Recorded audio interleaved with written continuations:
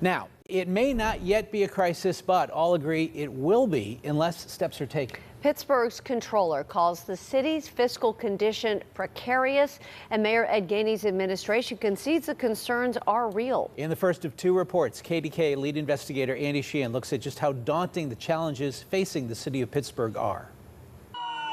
A fleet of vehicles on its last legs, drastic understaffing resulting in burnout and runaway overtime.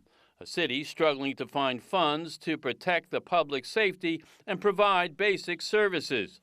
The problems are citywide, but perhaps can be best seen in the struggles of one of its premier bureaus, Emergency Medical Services, beginning with the condition of its ambulances. If you're having a medical event or I'm having a medical event, do you want an ambulance that's older than, the Bush administration to pick you up? At EMS, several frontline ambulances are out for repairs, forcing EMTs and paramedics to use older, less reliable units in their place.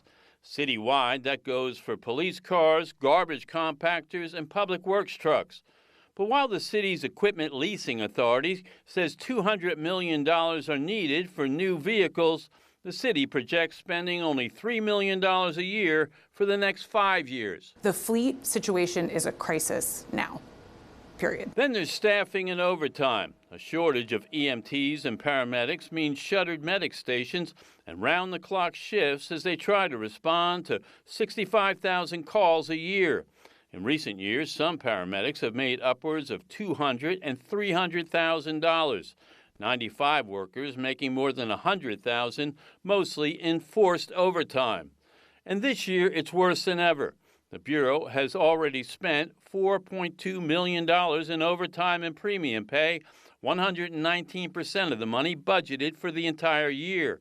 Citywide, 77% of the overtime budget has already been spent.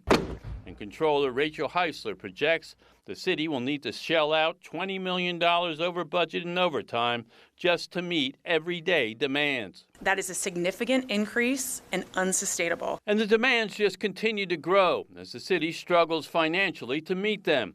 Currently, 3 major bridges are shut down for repair. One is funded, but the other 2 are not. At the same time, sources of revenue are drying up. The city has spent about all of the federal COVID relief funds, and since the pandemic, assessments of downtown office buildings have plummeted, cutting a quarter of the city's real estate tax base in half. Still, the outgoing Gainey administration says it's up to the task. The situation is certainly one that requires prudent management and careful consideration.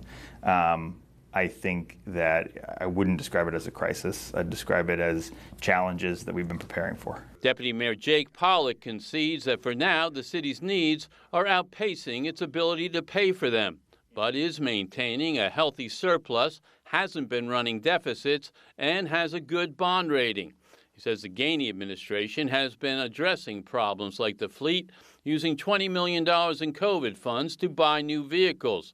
It is trying to recruit more police and train EMTs in-house to increase staffing and change work rules in union negotiations to rein in overtime. It is a challenge that is perfectly manageable within normal administrative tools to manage spending. Now, is it perfectly manageable, or are more drastic measures required? Raising taxes, cutting workforce, getting payments in lieu of taxes from our major nonprofit hospitals and universities. Tomorrow night, I'll talk with the outgoing Gainey administration and the 2 candidates for mayor. Andy Sheehan, KDKA-TV News. Thanks, Andy.